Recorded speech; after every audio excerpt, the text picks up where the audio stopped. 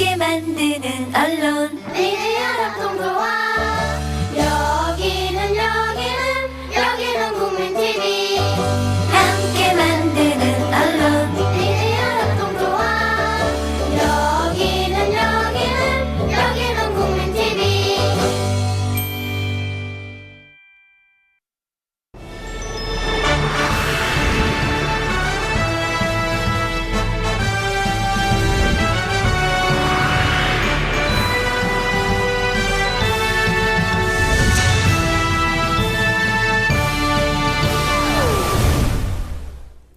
시청자 여러분 안녕하십니까? 쟁점 토론의 이강윤입니다. 대통령의 국회 경시와 압박이 전대미문 수준입니다. 국회를 대놓고 나무라고 꾸짖는 건 예사고 차관급 수석비서관을 국가 권력 서열 2위인 국회의장에게 보내서 직권상정을 노골적으로 주문했고 수석비서관은 한술 더 떠서 이 같은 사실을 기자들에게 의기양양하게 공개하기까지 했습니다. 유신 시절 대통령이 임명하는 국회의원인 유정회가 전체 의석의 3분의 1을 차지하던 시절에도 이런 일은 없었던 것 같습니다. 삼권 분립은 법전에나 나올 뿐 실질적으로는 삼권 층하가 현실입니다. 현 정부의 국회 경시 짚어보겠습니다. 오늘 참석자 소개해드립니다. 한상희 건국대 법학대학원 교수님 나오셨습니다. 안녕하십니까? 반갑습니다. 언론인 서화숙 씨 자리하셨습니다. 네, 반갑습니다. 안녕하세요. 정치부 기자 오래 하셨었죠. 이용호 국회 전 홍보기획관 자리하셨습니다. 네, 안녕하십니까? 반갑습니다. 행정부 수장, 대통령의 국회 경시 요즘 같은 적이 있었습니까? 이전에? 사회자님께서 오프닝 멘트에서 그 유정회 뭐 말씀하셨는데요. 사실 그때도 이런 경우는 없었거든요. 유정회는 지금 대통령의 아버지인 네. 박정희 대통령 때 있었던 아주 네. 특이한 의원 뽑는 방식이죠. 사실 국회의장을 국가권력 서열 2위라고 말씀하셨는데요. 뭐 그런 식으로 이야기하는 경우도 많습니다만 사실 그건 의전상으로 의전 대통령 서열이죠. 다음 자리를 앉는다는 의미고요. 헌법에서는 대통령의 권력과 국회의장의 권력 또는 대법원장의 권력을 똑같이 놓고 있습니다. 네. 다만 이제 국가 위기 시에 대통령에게 권력을 조금 집중시킨다는 그런 의미지, 각각 다른 업무를 다른 영역에서 이제 최고의 그 지위에서 수행할 수 있도록 그렇게 권한을 위임하고 있거든요.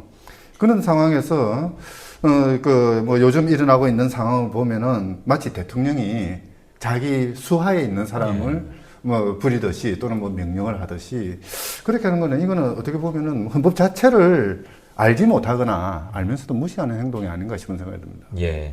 제가 아까 오프닝에서 국가 권력 서열 2위라고 그랬는데 의전 서열 2위로 바꿔야 되겠고 네.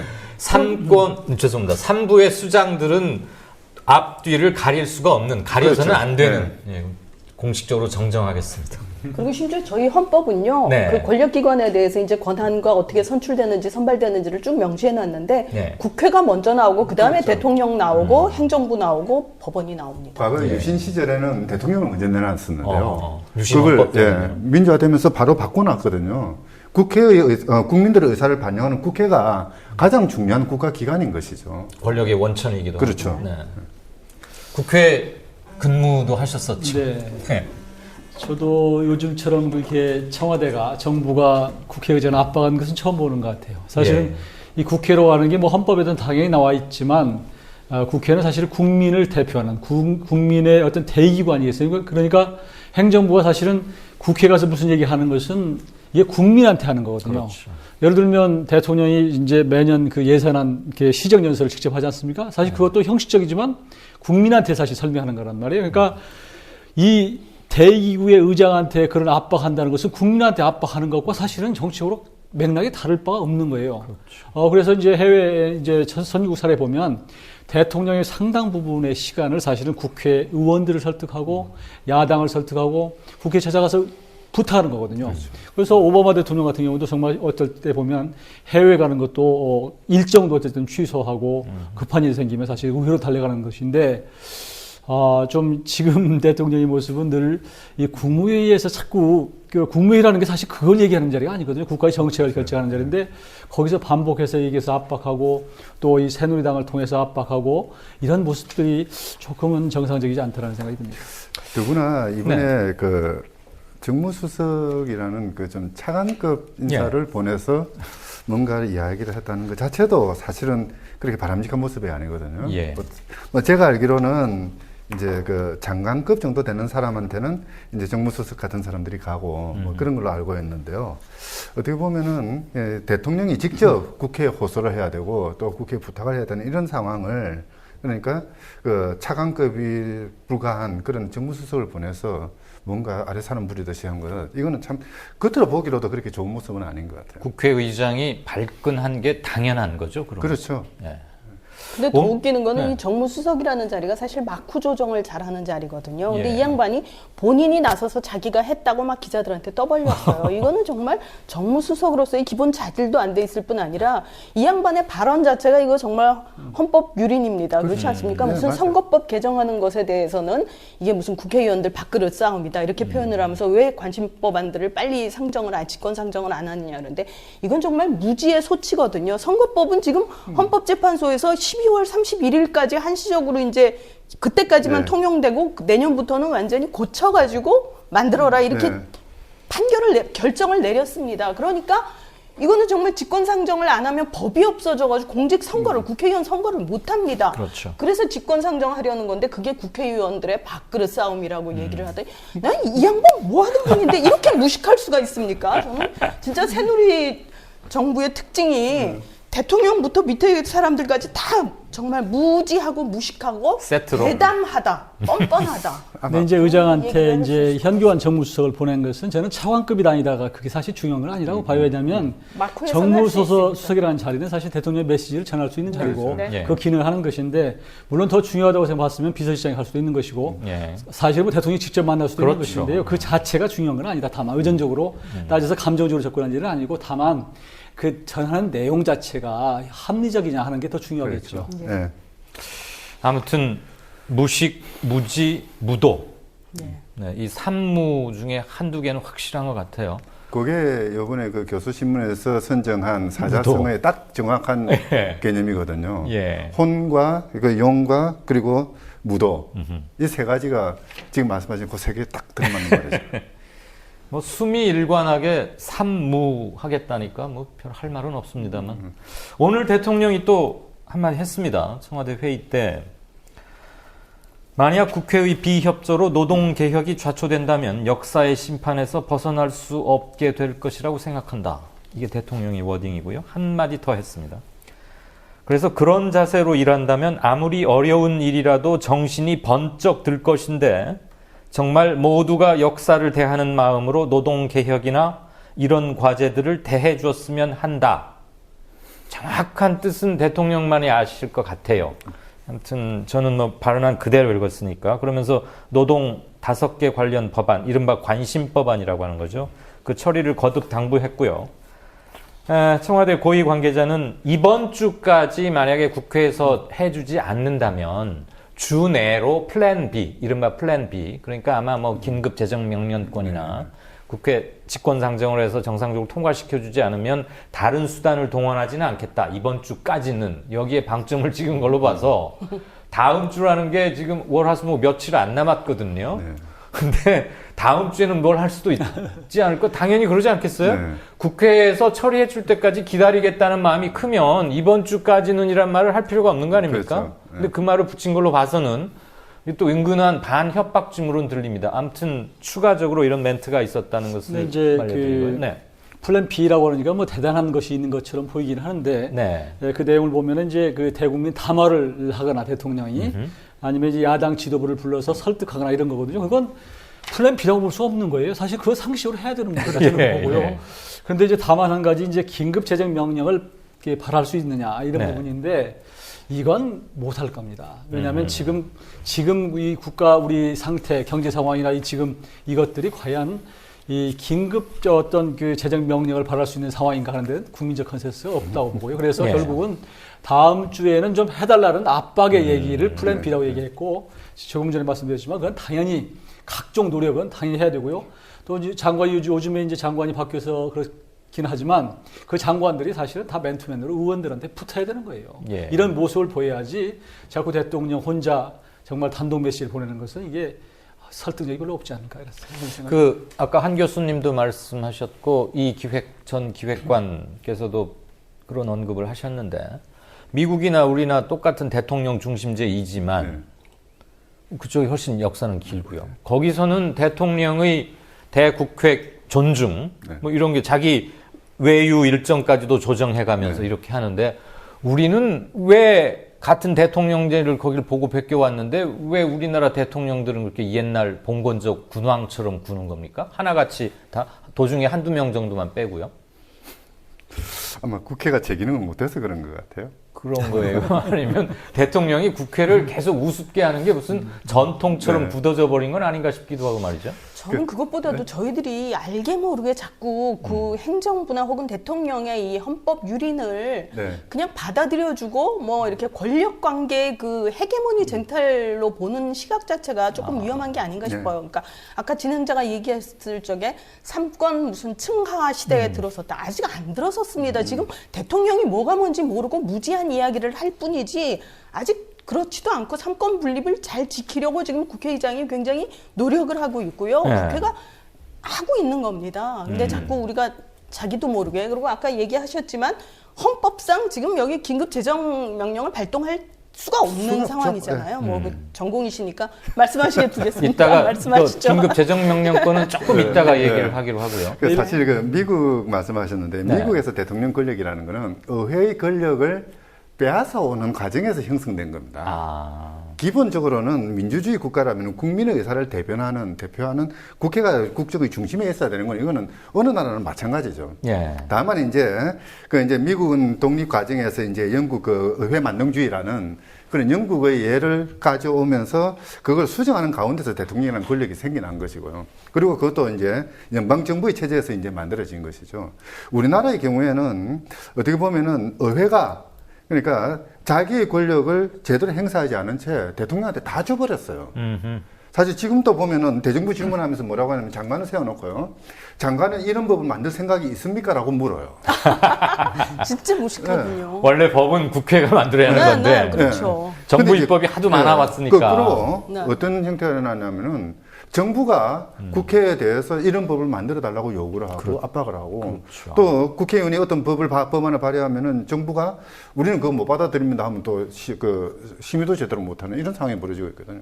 뭐 어떻게 보면은 우리 역사 과정에서 그러니까 국민의 의사를 반영하는 그런 그 정치 체제보다는 한 사람이 권력을 잡고 모든 걸 다 행사하던 뭐 이런 관행들이 그냥 굳어온 게 아닌가 싶은데. 네.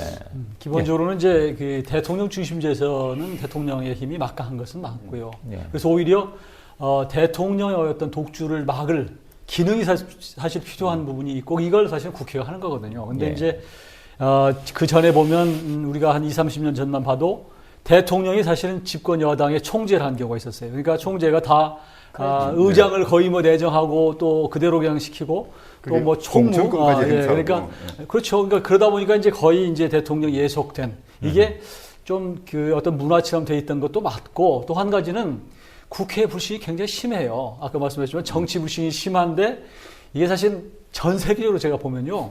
국회가 이 신뢰받는 나라는 거의 없습니다. 가보면 그래요? 미국도 마찬가지로 의회 욕 먹고요. 영국도 가면 의회 엄청나게 욕을 먹습니다. 그러나 이게 삼권 분립에서 이게 굉장히 중요한 기능을 하는 것은 맞는 거고요. 그래서 우리가 자칫 잘못하면 대통령 중심제에서 이 의회의 불신, 국회 불신, 정치 불신을 기대가지고 너무 사실은 이런 그 힘의 어떤 압력을 가하고 이것은 잘못됐다. 그래서 그런 부분에 관해서는 우리 국민들도 때로는 좀 생각할 필요가 있다고 생각합니다. 의회들이 불신을 받고 있는 것은 다른 나라도 비슷하다고 말씀하셨는데 그래도 행정부가 입법부를 이렇게 능멸하거나 모욕하거나 겁박하는 그런 것은 거의 드문 거 아닙니까? 그건 제가 일반적으로 이제 의회 선진국이라고 하는 그 그런 데는 뭐좀 사례 찾기가 힘들죠. 네, 그러니까 뭐 알겠습니다. 의회를 그렇게 한다기보다는 전반적으로 전 세계적으로 정치에 대한 불신이 크다는 거죠. 네. 알겠습니다. 자, 이부 초반부터 자, 그런데 지금 청와대 눈치를 살피는 새누리당 일각에서는 국회의장 해임안 이런 얘기도 좀 나왔었어요. 교수님, 그 국회의장 해임안 제출이 가능합니까? 가능하다면 어떤 경우에 국회의장을 해임할 수 있는 거예요? 저런 질문 나올 때마다 저는 헌법을 전공으로 선택한 걸 철저히 후회하고 있어요. 왜 이 대답을 가르치셔야죠. 헌법하는 사람이 해야 되나 싶은 생각이 들고 사실 우리 그 헌법이나 국회법에서는 국회의장은 국회의원이 뽑고 임기가 보장되거든요. 예. 그에 대해서 마음에 안 든다고 물러나라고 하는 이런 구조가 없습니다. 예.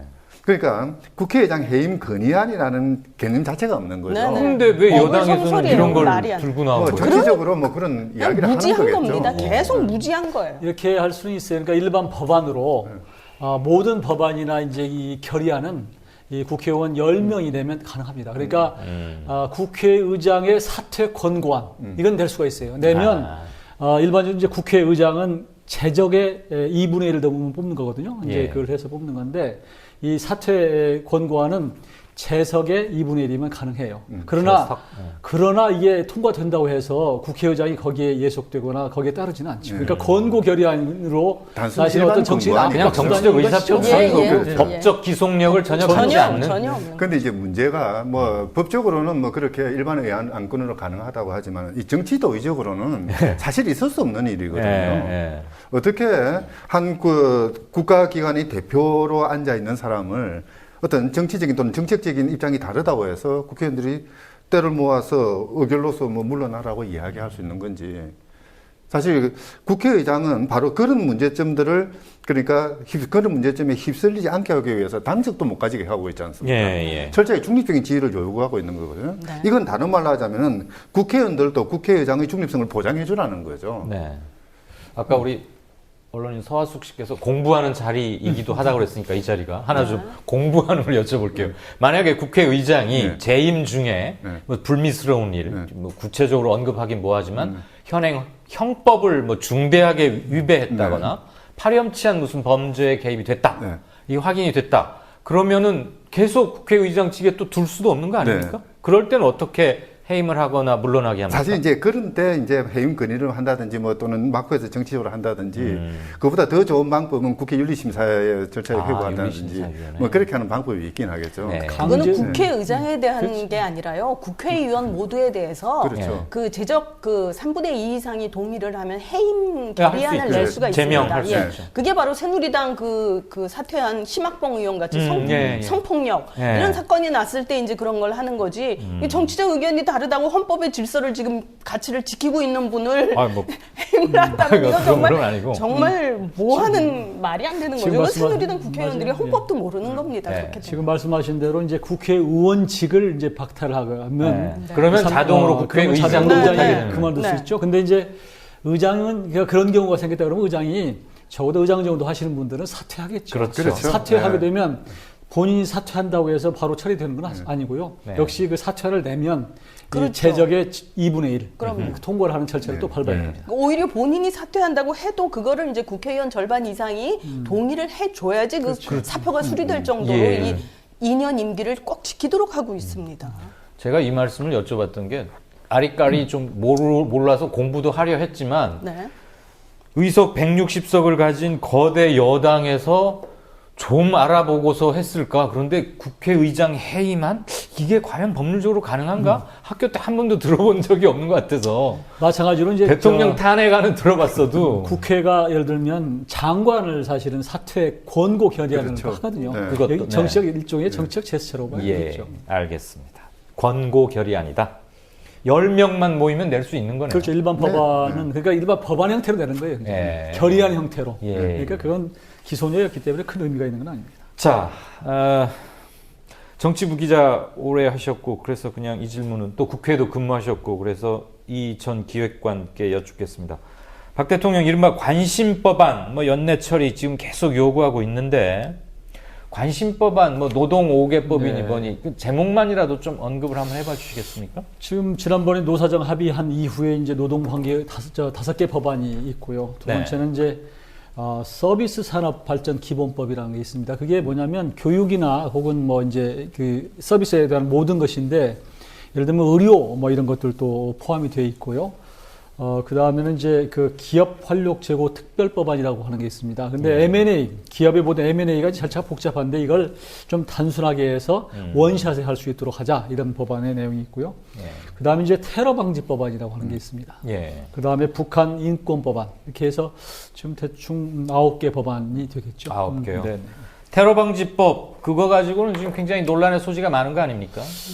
그동안에 이제 많이 돼 있었는데 이제 그 핵심은 이 테러에 관한 것을 컨트롤하는 타워를 국정으로 할 것이냐 하는 부분이었는데 그 부분은 여권도 막 양보를 해서 총리실 산하로 두는 것으로 좀 된 것 같아요. 그러니까 상당히 압축된 건 맞습니다. 그러니까 야당은 국정원을 믿을 수 없는데 어떻게 국정원 믿을 수 있느냐라고 하는 것이고 상당히 압축돼 있는 상태인데 아직도 조금 미진한 몇 가지 때문에 좀 남아 있는 것 같습니다. 사실 그 테러 방지법 같은 경우에는 정말 어떻게 보면은 이 정부의 그 무능함이 단적으로 드러나는 건데요.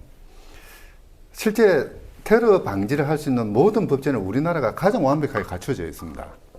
우리나라는 그러니까 이 그 반공 국가 체제에서 뭐 북한의 침략 운운하면서 그러니까 그 어떤 뭐 그 무력적인 충돌이라든지 또는 뭐 큰 대형 사고라든지 이런 것들을 방지할 수 있는 모든 시스템을 다 마련하고 있거든요.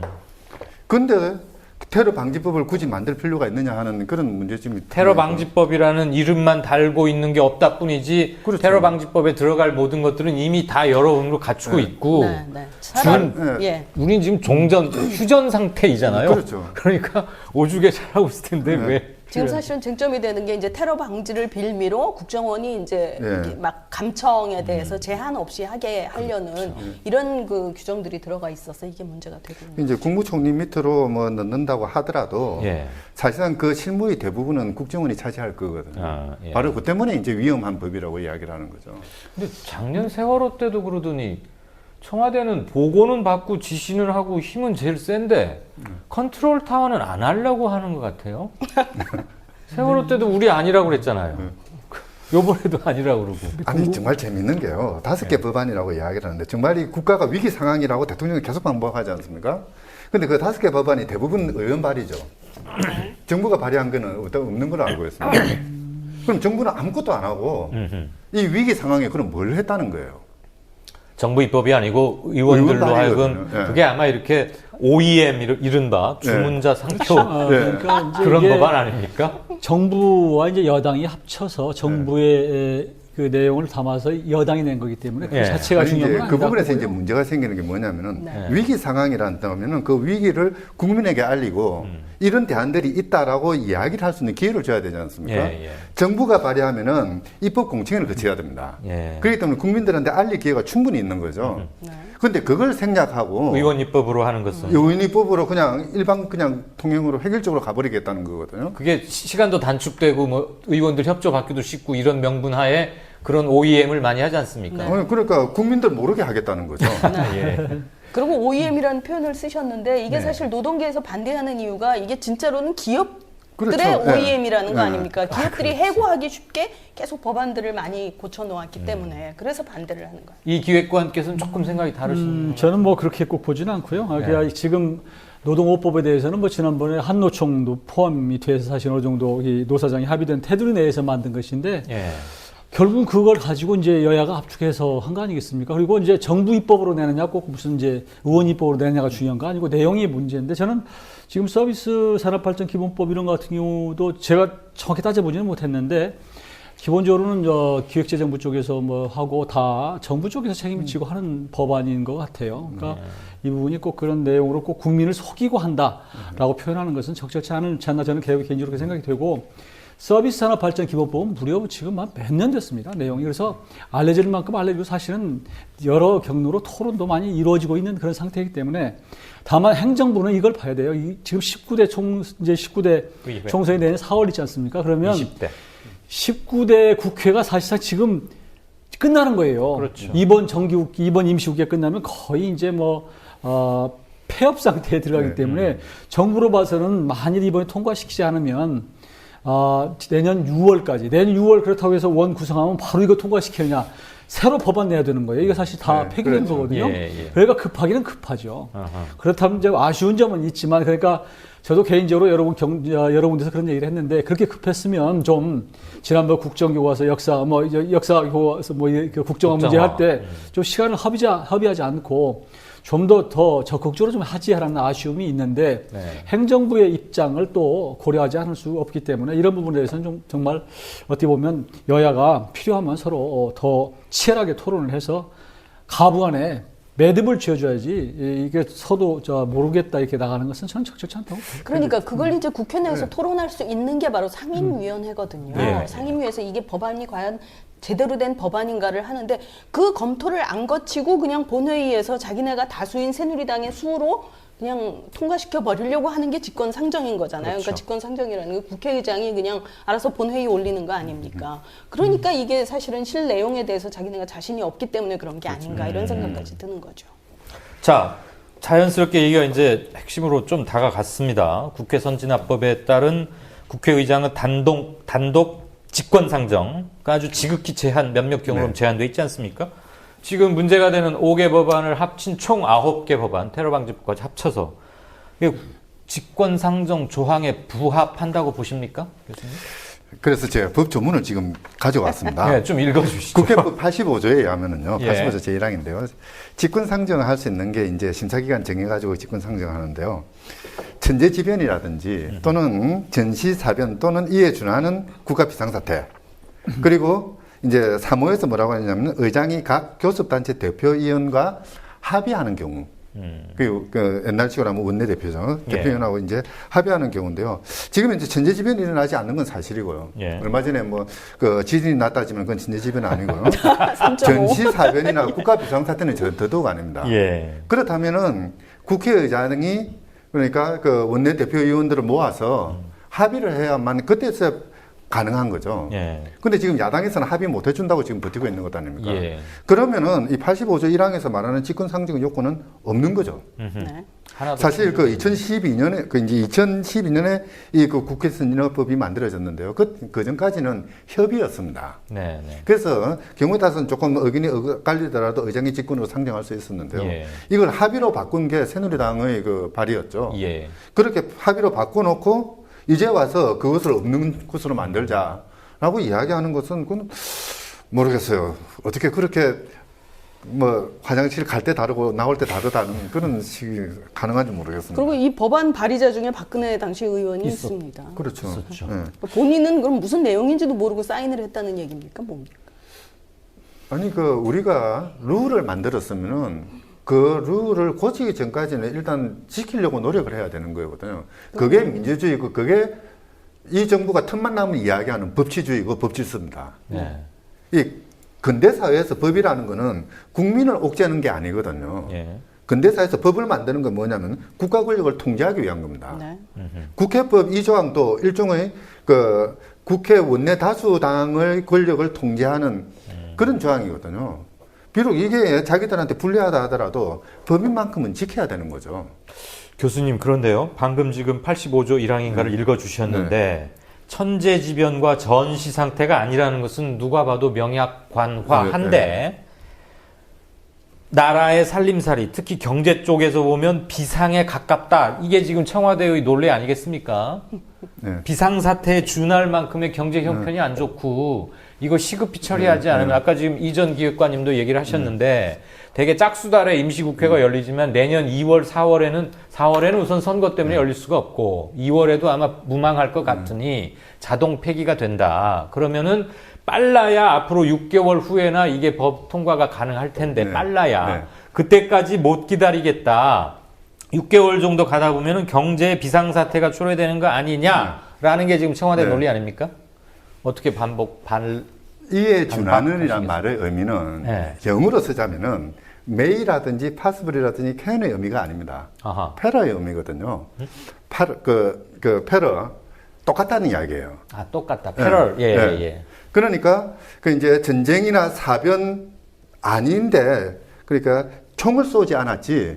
어쨌든 뭐 폭동이 일어났다든지 뭐 이런 식으로 그러니까 국내 질서가 완전히 엉망이 되어서 뭔가 이 긴급한 조치가 필요할 정도. 정상적인 네. 법 체계가 작동할 수 없는 그런 그렇죠. 걸 말하는 거예요. 지금 당장 발등에 불이 떨어진 상태를 의미하는 저는 거죠. 비상이라 그래서 예. 큰일 나게 생긴 건 또 비상으로 청와대는 넣는다고 생각하나 네. 그게 궁금했어요. 그러니까 경제가 사실 어렵긴 어려워요. 특히 우리 네. 서민 경제나 자영업 이게 정말 어렵죠. 근데 늘 어려워요. 그동안도 맞아요. 어려웠고 예. 그래서 이런 상태에 어떤 비상 경제 대권을 발동하거나 혹은 집권 상정하기로 말하면 제가 보기에는 1년에 몇 번씩 올릴 수밖에 없다. 네. 그래서 저는 국회라는 게 굉장히 사실은 이 전례라는 게 중요한데 아무리 그래도 그래서 국회의장 이런 문제 가지고 이걸 지금을 국가 위기 사태, 비상 사태로 보고 집권 상정한다는 것은 아무리 이해를 하려도 이해할 수 없는 부분이다라고 보고 그런 일은 저는 안 일어날 거라고 봐요. 더군다나 이 박근혜 정부 들어서 경제가 어려운 것의 특징은요. 빈부격차가 더 심해지고 있고 진위계수가 더 악화되고 있고 이런 쪽이에요. 그리고 소비가 늘지 않기 때문에 계속 경제가 꽉 막혀 있는 거거든요. 이거는 그 서민층 내지는 중산층 이하, 중상층 이하들의 그 경제적인 그 부담감이 굉장히 커졌다는 거예요. 이건 경제 운용을 지금 잘못했기 때문에 벌어지는 문제인데 그거를 또다시 자기네 방패 삼아 핑계 삼아서 또 서민들을 더 어렵게 하는 법안을 빨리 통과시키려고 한다. 이런 거에 대해서 이제 노동계가 반발을 하고 있는 거죠. 그러니까 진짜 그렇게 자신 있고 당당하고 경제를 살리는 법안이라면 상임위를 통해서 검증을 하자 이겁니다. 아니요, 최소한 뭐 많은 사람들이 이야기하듯이 그렇게 경제적인 비상 상태면은 경제 수장들을 그대로 유지를 시켜야죠. 다 총선에 지금 다 내보내지 않습니까? 글쎄 말이죠. 지금 수장이 없는 체제에서 네. 경제 위기를 어떻게 극복을 해요? 그 정말 전시사변에 준하는 그런 경제 위기라고 하면서. 근데 뭐 세 네. 분들이 얼마나 잘할지는 몰라도 또 그분들이 워낙 경제를 망친 또 분들이기 때문에 그렇죠. 내보내는 것도 맞을지도 모르겠는데 하여간 그렇습니다. 그러니까 뭐 하여튼 행정부의 입장을 충분히 감안하더라도 이 절차라는 게 굉장히 중요하거든요. 그러니까 우리말에 그런 말 있지 않습니까? 아무리 급해도 바늘 허리에 이렇게 실을 몸매에 쓴다는 것처럼 적어도 이렇게 예를 들어서 편법적으로 자꾸 집권상정 편한 길을 택하는 것이 사실 절차적 민주주의를 훼손할 수 있다. 그러니까 어떻게든지 하여튼 국민을 설득하고 또 야당을 설득하고 그 과정을 거쳐서 하는 게 옳다라고 보고요. 저는 야당도 마찬가지예요. 사실 야당도 지금 내부 쪼개져서 지금 난리가 나 있는데 물론 야당이 지금 급하기는 하지만 그러나 또 국회의원으로서 본연의 업무도 필요하기 때문에 이럴 때일수록 또 지금 문재인 대표를 중심으로 이런 분들이 이런 걸 또 국회 원내대표들이 좀 해서 또 합의할 것은 또 통과시켜주는 이것도 때로는 지혜가 필요하다고 봅니다. 네. 그 야당 이야기가 나와서 그런데요. 네. 참 한심한 상태인 게 지금 이렇게 비상 상태니 아니니 또는 우리 경제에 나아갈 방향을 지금 결정하는 순간에 이 논란에 야당은 없습니다. 지금 정부와 대통령과 그 정무수석과 국회의장만 있는 거죠. 근데 야당이 합의를 안 해주는 것도 야당의 의사 표현으로 네. 봐줘야 되는 거 아니죠? 그럼요. 네. 그렇죠. 그러니까 우리의 그 의식 속에는 그리고 논란 속에는 야당이 합의 안 해준다는 게 부각이 돼야 되는데 이거는 지워버리고 야당은 마치 없는 사람 취급을 해버리고 이제 대통령과 국회의장의 싸움인 것만이 모든 걸 다 지배하고 있는 것처럼 예. 이런 자체가 정치가 잘못되고 있다는 증거죠. 네, 저는 특히 그 점에서 이 언론의 문제도 굉장히 지적을 하고 싶은데 아까 계속 얘기할 때 이제 뭐 대통령이 뭐라고 얘기를 했다, 수석 비서관 회의에서 뭐라고 얘기했다, 그리고는 뭐 그게 굉장히 강조점을 두고 있는데 요즘 맨날 뉴스를 보면 이런 식으로 발표가 됩니다. 제가 오늘 그 나온 뉴스도 이거 한 장 들고 왔습니다. 서울 연합뉴스인데요. 네. 이 기사가 이렇게 한 원고지 한 6매 정도인가요? 이 정도 기사가 이렇게 박 대통령은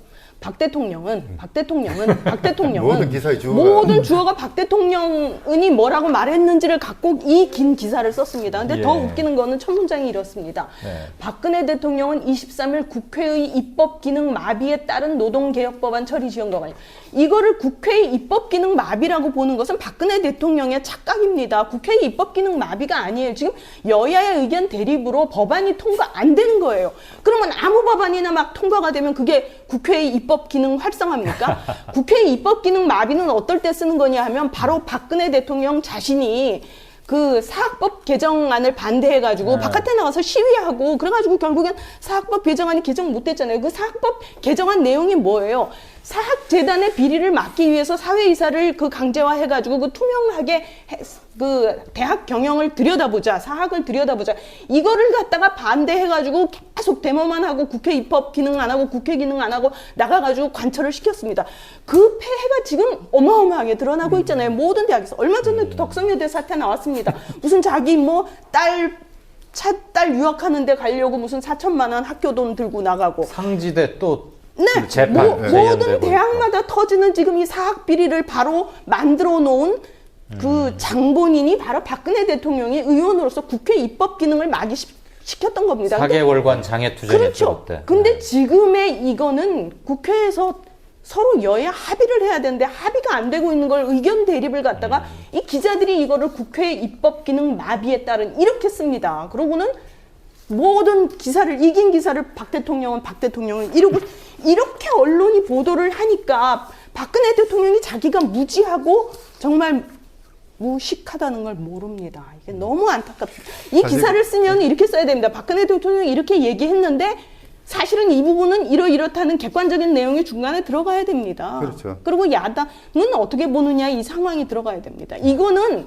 딱 땡전 뉴스 시절의 기사 쓰기입니다. 전두환 대통령은 뭘 하셨다. 오늘 그 기자이 좀 많이 불편하게. 아니, 기자의 잘못인지 데스크의 잘못인지. 네, 우리가 그런 송구합니다만 작법에 너무 이런 익숙해져 있고 정말 당연히 문제가 쓰기 큽니다. 때문에 문제가 아주 심각해요. 그 이 언론의 자리에 문제. 오늘 저 정부 여당 분을 꼭 와주십사고 그래야 토론이 되는 거 아닙니까? 네. 지금 우리는 성토하려고 모인 게 아니니까 네. 그렇게 간곡하게 수차례 부탁을 했는데 저보다 더 고집이 세더라고요. 끝까지 안 나온 이유를 알겠어요. 왜냐면 오자마자 지금 몇십 분 안 돼서 계속 낭패를 볼 수밖에 없으니까.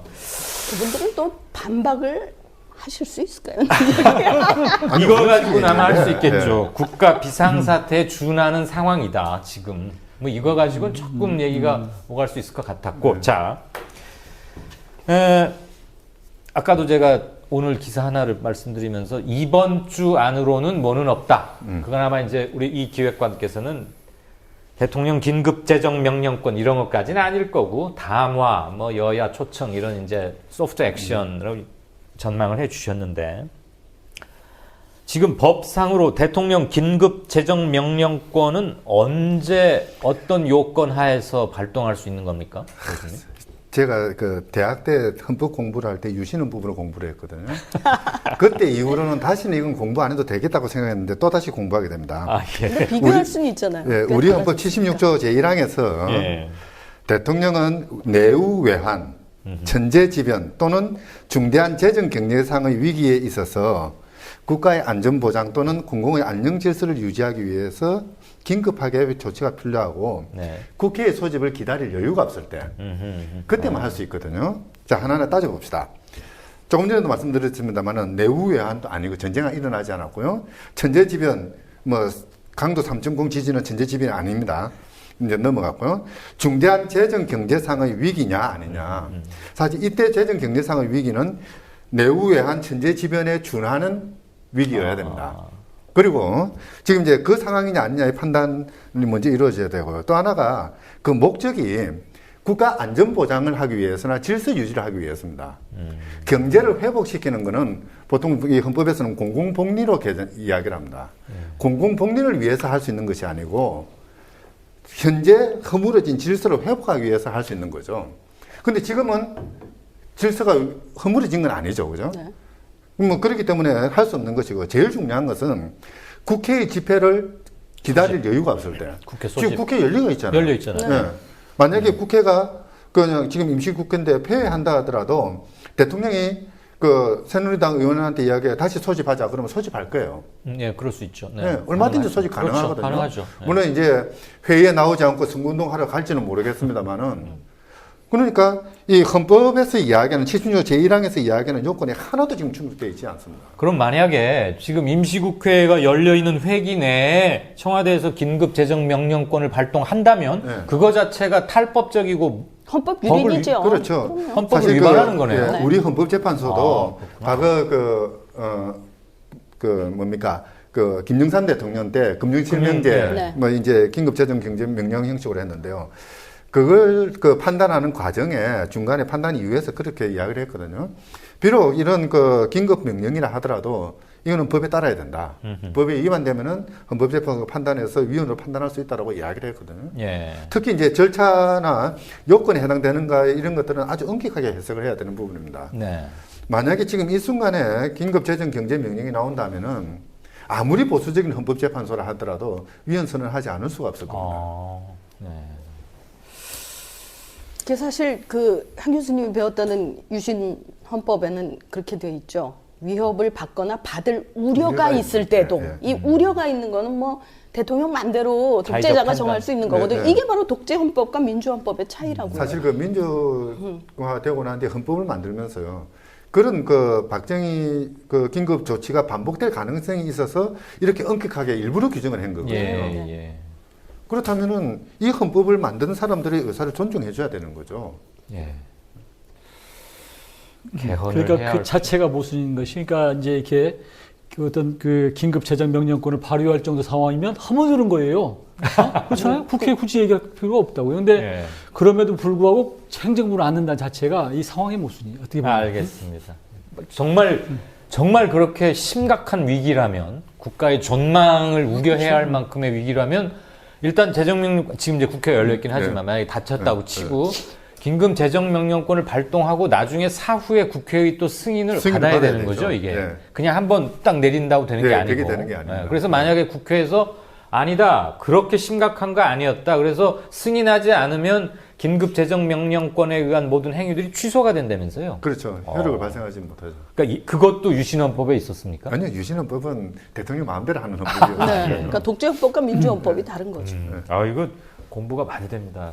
기자들이 공부를 해야 되는데 제가 공부를 안 해가지고. 근데 정말 저는 이런 공부 다른 사람하고 같이 하고 싶지 않거든요. 근데 이걸 듣는 그 유권자들이 이런 걸 다 알아야 됩니다. 그럼요. 우리 국민들이 네. 다 같이 알아야지 얼마나 무식한 얘기를 새누리당과 대통령이 하는지를 아니, 지적을 할 수 있습니다. 지적. 맞습니다. 지금 어느 기사를 봐도 이런 내용이 들어있지 않았어요. 그래서 제가 여쭤본 거예요. 자, 한간에는 또 이런 얘기도 있습니다. 박근혜 대통령이 정의화 국회의장을 미워할 수밖에 없는 5가지 이유가 있답니다. 혹시 들어보셨습니까?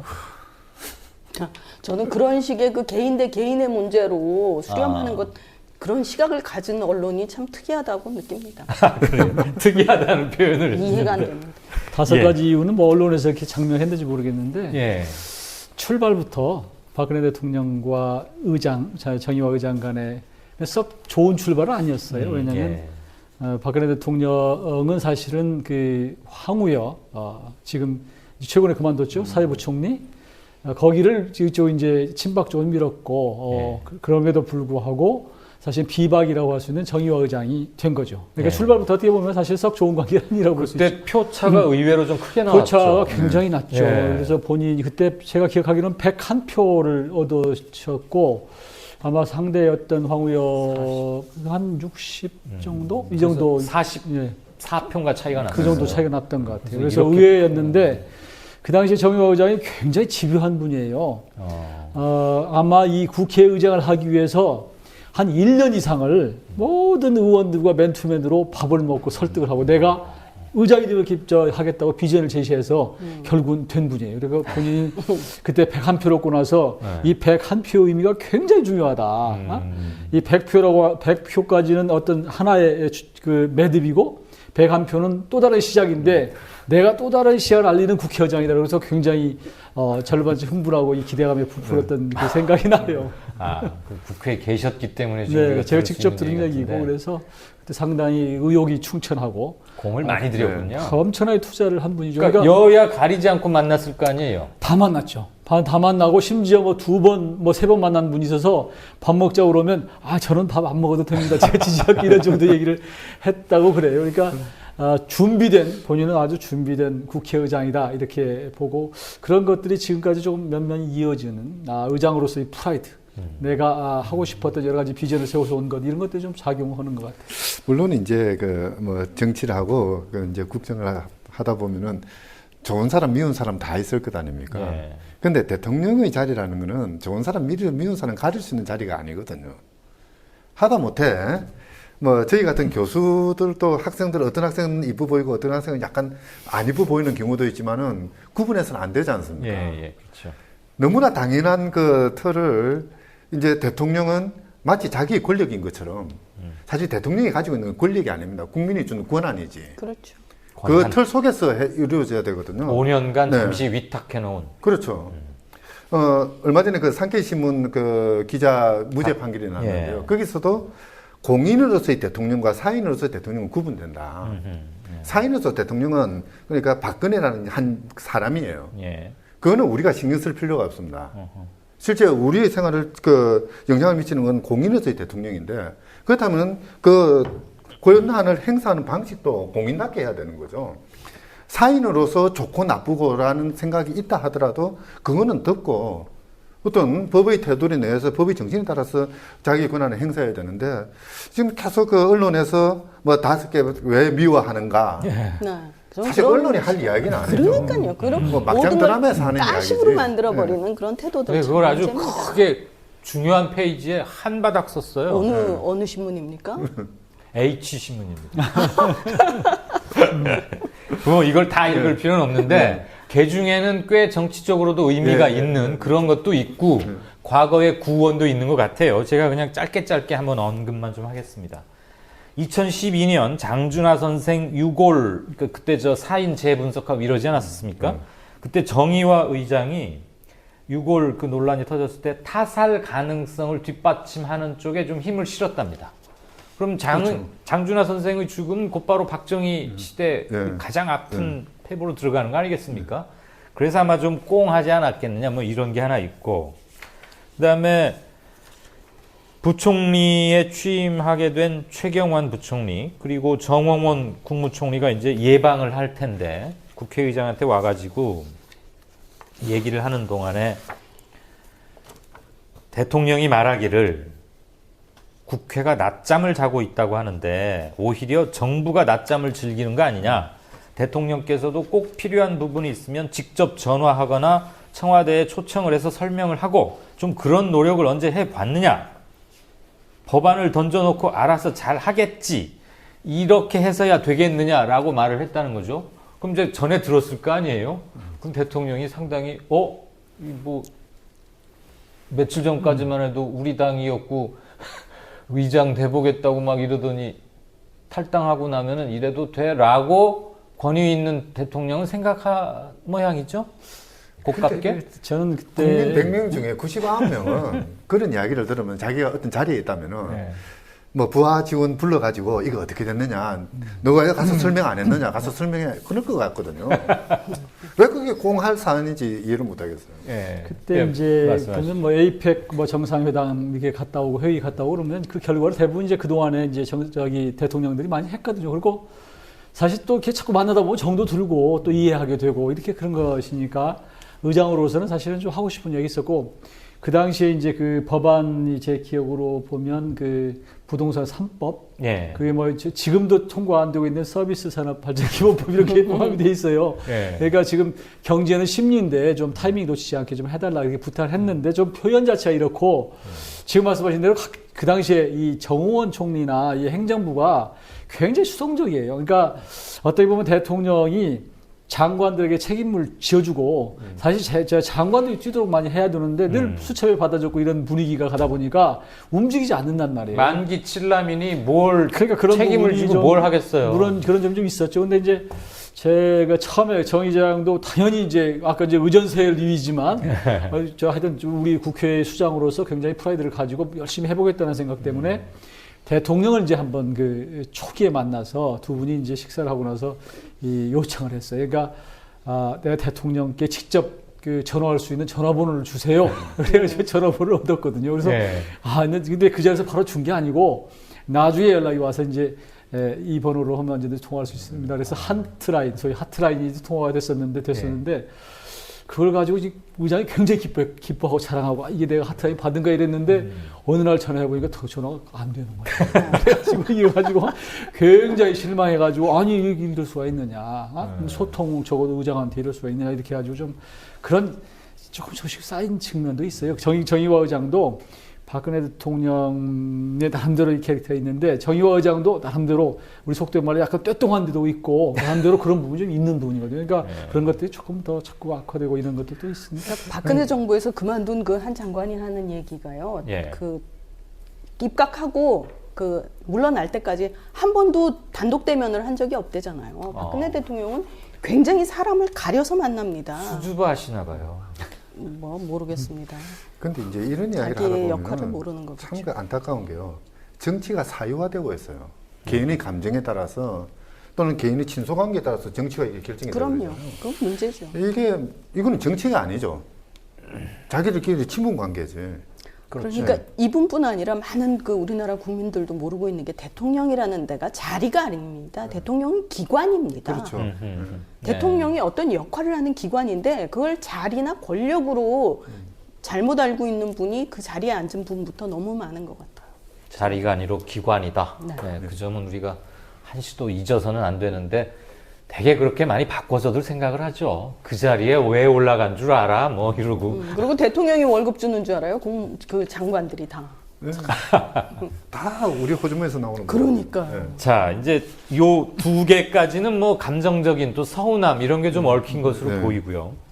세 번째는 아마 멀지 않은 과거니까 다들 시청자분들도 기억을 하실 텐데 발단은 그거였죠. 세월호 특별법 시행령이 개악됐다. 독소조항이 많다 그래가지고 첨예한 대립을 하다가 결국 그것을 풀 고리는 국회법 개정안이라는 거였죠. 그러니까 그때 이제 문제의 유승민 파동이 터지는 겁니다. 네. 새누리당의 그러니까 여당의 원내대표인 유승민 의원이 국민들 보자면은 뭔가 문제를 좀 풀어 나가려는 네. 쪽으로 했는데 대통령은 거부권을 행사해버리고 그리고 나서 찍어서 뭐 대구 시민들한테 심판해달라. 이제 요때 거부권 오가고 할 때 의장은 국회 수장으로서 국회 권위를 지키고 네. 저는 이거는 박근혜 대 정의와의 개인적 감정 대립이라기보다는 정말 입법부와 그 권위를 지키려는 그리고 이제 뭐 청와대에서는 세월호 특별법 시행령을 마다하려고 했던 건 사실 뭐겠어요.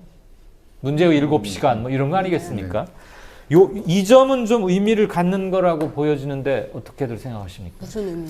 그러니까 이제 갈등이 예. 깊어지는 사실 이때 삼권 분립을 위배하고 있다고 먼저 얘기 꺼낸 사람이 박근혜 대통령이었죠. 그러니까 여기서 이제 그 대통령이 만들 수 있는 대통령령 혹은 시행령, 행정부에서 할 수 있는 시행령에 대해서 그 시행령이 모법의 그 법안의 정신에 위배되는 경우에는 이걸 이제 받아들일 수 없게끔 고치게끔 그러니까 그렇게 이제 국회법을 개정을 했더니 그걸 이제 못 받아들인다고 거부하면서 이거는 이제 행정부의 역할을 국회가 이제 그 간섭하는 거다. 이게 삼권 분립 위배다. 이렇게 얘기를 하고서는 그래서 결국에는 이제 이 법안이 날아가 버렸잖아요. 예. 뭐 조정해가지고 약간 표현을 완화했는 것조차도 안 됐는데 결국에는 그 다음에는 이제 의회에 대해서 직접적으로 막 본인이 개입을 하면서 삼권 분립을 또 유린을 해버렸죠. 예. 결국 유승민 의원이 그 압박 속에 이제 뭐 형식적으로는 자진 사퇴지만 사실은 새누리당 국회의원들이 도대체 헌법 정신이나 자기 입법부의 그 한 구성원으로서 자기의 권리를 모르고 있는 거죠. 사실 그 초두에 이제 나왔던 이야기가 왜 대통령 권력은 강하고 국회는 약하냐. 예. 사실 이런 부분에서 국회가 자기 권력들, 권한들을 찾아 나가야 되는 거거든요. 그러니까 시행령이 모법에 위반되는 경우는 국회가 당연히 거기에 대해서 의견을 제시하고 고치라고 이야기할 수 있어야 되는 거죠. 예. 왜냐하면 국회가 만든 법이 우선이니까. 근데 이런 부분에 대해서는 그러니까 그 권력 분립의 틀을 제대로 갖추려고 하는 그것도 마다하고 그냥 권력 분립이라는 이름으로 자기 권력을 공고히 하는 그런 조치들을 했던 거죠. 네. 뭐 국회의장은 이 과정에서 사실은 그 의회에서 통과된 그 법률안을 의장이 바꾸는 건 사실 그렇게 바람직하지는 않습니다. 그럼에도 불구하고 어쨌든 그 대립을 완화시키기 위해서 의장은 의장대로 나름대로 노력을 했는데 예. 뭐 이런 것들을 그냥 일거에 아무것도 아닌 것처럼 그냥 내팽개쳐버리는 거 이런 건 어떻게 보면 그 자체가 이제 그러니까 국회의회에 군림하는 존재로서의 대통령 뭐 이런 생각을 하고 있는 것 같아요. 이 기획관님, 최근 한 20년? 그 정도만 범위를 잡아볼까요? 더 거슬러 올라가면은 좀 기억의 문제. 지금 정의화 국회의장처럼 말하자면 청와대와 필요할 때는 맞서고 국회의 권위를 지키기 위해서 이렇게 그런 의장이 또 누구 전례를 누구 찾을 수 있을까요? 대개는 정치 파동하고도 관련이 될 텐데. 이만섭 의장 같은 경우도 할 말을 했던 분도 비교적. 좀 기억이 되고요. 예. 근데 문제는 그렇게 그 국회의장을 상대로 행정부가 청와대에 이렇게 압박을 가한 사례는 별로 없었던 것 같아요. 그러니까 대부분 어느 정도 존중을 하고 예. 그래도 했던 것이 이렇게처럼 막 집권사안정을 해야 된다. 이렇게 해서 아주 그 전면적으로 네. 이런 건 좀 없었던 거 아닌가 싶은데 지금 직전에 지금 얘기했던 그 당시에 이제 그 국회법 개정안 논란 관련해서 유승민 그 원내대표를 소위 찍어내기를 한 이 이후에 상당히 그런 기류가 흘러버린 것 같아요. 그러니까 오히려 이걸 차라리 이렇게 우리가 한번 국회를 미니까 여당을 압박하니까 이게 되는구나라는 생각으로 좀 편히 가려고 그런 것이 아닌가. 예. 실제로 그 당시 국회법 개정안 뭐 말씀하셨지만 이 행정부가 사실은 이 모법을 좀 벗어나고 취지를 벗어나서 편의적으로 없는 걸 사실 넣는 게 많이 있거든요. 예. 엄청 많아요. 당연히 근데 그건 국민들이 봐도 당연히 그건 사실 바꾸는 게 맞는 거예요. 그렇지 않으면 말이 안 되는 거 아닙니까? 법에도 없는 걸 시행령을 만들어서 행정부가 마음대로 하면 당연한 얘기임에도 불구하고 행정부가 그 당시에 그러면 행정부가 뭘 할 수 있느냐고 얘기했는데 도저히 이해가 안 되는 측면인데 그럼에도 불구하고 하여튼 압력 가지고 그 당시에 거부권을 행사하고 또 여당이 제대로 기능을 못하고 그러면서 그냥 원유철 원내대표 들어가고 이러면서 많이 약화되고 그것이 지금 정면하게 드러난 이런 상태가 돼버린 것 같아요. 이만섭 의장 시절이면 대통령이 누구였죠? 전두환 노태우 아닙니다. 그 당시 노태우 때? 노태우 대통령인 것 같아요. YS 아닌가 싶어요. 그래요? 네, 그때쯤 만약에 이 기획관님 기억이 맞다면 공포정치이자 겨울 독재의 상징이 돼버린 전두환 노태우 이후로 행정부가 국회를 이렇게 겁박한 적이 전두환 노태우를 포함해서 없었다는 얘기는 그럼 지금 국가 비상사태 맞네요. 거의 처음 있는 일이라는 거 아닙니까? 대통령이 지금 내후 외환을 만들고 있다는 얘기를 하시는 겁니까 혹시? 아니 약간 우리 직권상정 공부할 때 이 국가 비상사태 공부할 때 그게 나왔잖아요. 공무원은 내후 외환을 일으키면 그건 해임돼도 되지 그렇죠. 않습니까? 예, 예. 자, 아무튼 이것은 유승민과 뭐 청와대의 대립이라는 이렇게 흥미거리로 흐른 감은 당시 보도에는 있었습니다만 본질적으로는 의회 권력과 행정부 권력, 그러니까 행정부 권력의 일탈에 대한 진정한 의회의 충돌이었죠. 저항. 진정한. 네. 예. 근데 저는 어떻게 생각하면 사실은 이런 국회법 개정안이 그래도 나올 수 있었다는 거는 국회가 상당히 수준이 높아졌다 이런 측면으로도 또 볼 수 있을 것 같습니다. 그렇죠. 예. 왜냐하면 이명박 대통령 때 어마어마하게 많은 그 시행령들이 엉터리로 마구 만들어졌거든요. 그러니까 세월호 사건이 터진 것 자체가 그 설령을 뭐 30년으로 예. 하고 막 늘리고 뭐 고쳐도 되고 뭐 컨배 들여와도 되고 그게 다 이명박 정부에서 시행령을 지네 마음대로 고쳐가지고 그렇게 엉터리로 만들어 놓은 규제와. 거거든요. 예. 그랬는데 이제 그런 것들이 그냥 어영부영 넘어가지 말자. 결국에 이 시행은 관철은 못 시켰습니다만 적어도 법률의 취지, 내용에 합치되지 아니하는 경우에는 이렇게 다시 해야 된다. 예? 수정을 요구해야 된다. 이런 규정을 넣으려고 국회의원들이 했다는 그 노력만큼은 조금 평가해 줘야 됩니다. 근데 원래 그렇죠. 이 법안을 사실 그 전에 예. 박근혜 대통령도 사실은 누가 대표법 발의한 건 아니지만 했어요. 국회법 네. 개정안 이 취지 비슷하게.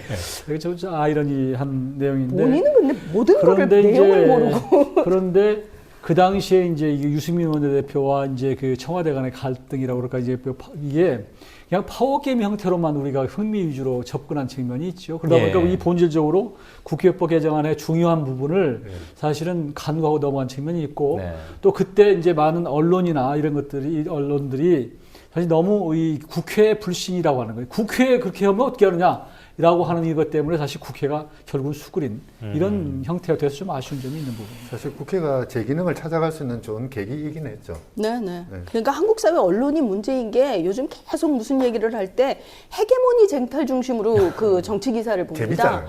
예, 그게 사실은 까십하거든요. 네. 그럴 뿐 아니라 모든 무슨 사안이 터지면 이 사안의 관전 포인트는 이런 기사를 굉장히 잘 씁니다. 정치가 이게 게임이고 무슨 스포츠냐고요. 왜 관전 포인트가 있습니까? 보니까 언론이 자기 스스로 이게 옳고 이게 그르고 정치인을 질타하고 꾸짖어 가면서 이끌어 나가야 되는데 언론이 이걸 자꾸 게임화하고 있어요. 저도 이제 언론 주시라 좀 불편하기도 한데. 저야말로 가장 최근까지 언론인. 지금도 그러면- 언론인. 그러면 저는 제가 마음 언론인이기 때문에 이 얘기를 하는 겁니다. 제가 마음 놓고 언론의 이야기하죠. 본질을 찾으라고. 정치 부자를 오래 해봤는데요. 이 정치 부자들 사실 이런 본질적인 부분을 귀찮아하고 또 언론의 속성이 보니까 너무 이게 권력 부분 이런 부분에 또 이 가독성이 높다고 생각해서 대중적 이걸 흥미. 취급을 잘 안 해요. 그러니까 네. 어떤 법안의 중요성 이런 것들, 뭐 경제 부분 이거 하면 어렵고 복잡하니까 대부분 안 하고 국회라는 게 기본적으로 입법 기능이 제일 중요한 거 아니겠어요? 근데 이런 건 안 합니다. 오히려 매일 가고 원내대표 찾아가고 무슨 여야 간의 충돌, 뭐 공천 문제, 무슨 파워객 이거 하다 보니까 저도 정치 부자 출신이긴 한데 좀 아쉬운 점이 있어요. 이용호 전 정치부 기자의 반성문으로 듣겠습니다. 좀 보면은 저널리즘이라는 것 자체가 없어져 버린 것 같아요. 그래서 너절리즘이라는 말도 있습니다. 전체를 싸잡고 싶지도 않고요. 잘 하는데 새가 약한 것이 참 안타깝죠. 올바른 것들이 큰 방향을 힘을 얻고 중심이 돼야 되는데요. 아무튼 이 국회법 개정안 논란으로 촉발된 여러 가지 것들은 지금 말씀 들어보니까 입법부와 행정부 그 갈등과 국회의 재기능 이 차원에서도 굉장히 큰 의미를 네, 갖고 그렇습니다.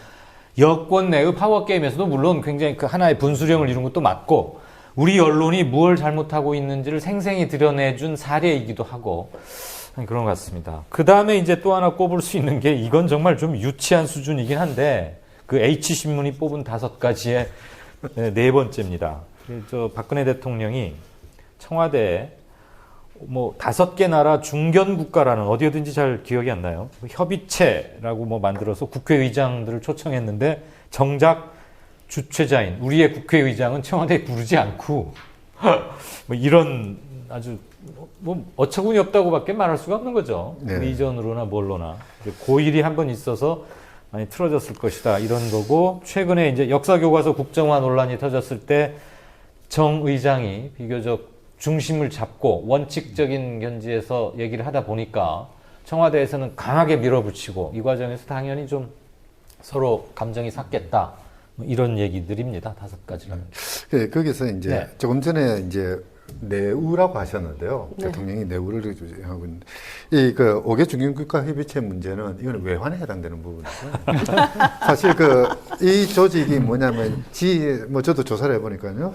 G20 중에서 G7 빠지고 네. 브릭스가 빠지지 않습니까? 네. 나머지 5개 국가의 단합을 도모해보자라는 거예요. 그러니까 어떻게 보면은 우리나라 지금 수출 부진이고 뭐 국제 경제에서 좀 지금 처지고 있는데 이걸 회복하기 위한 좋은 통로죠. 네. 그렇게 5개 국가의 단합을 도모하기 위해서 국회의장을 초빙해가지고 식사하는 자리에 예. 당연히 주인공인 국회의장이 와야 되는 거죠. 주빈이 돼야 되는데 예, 예.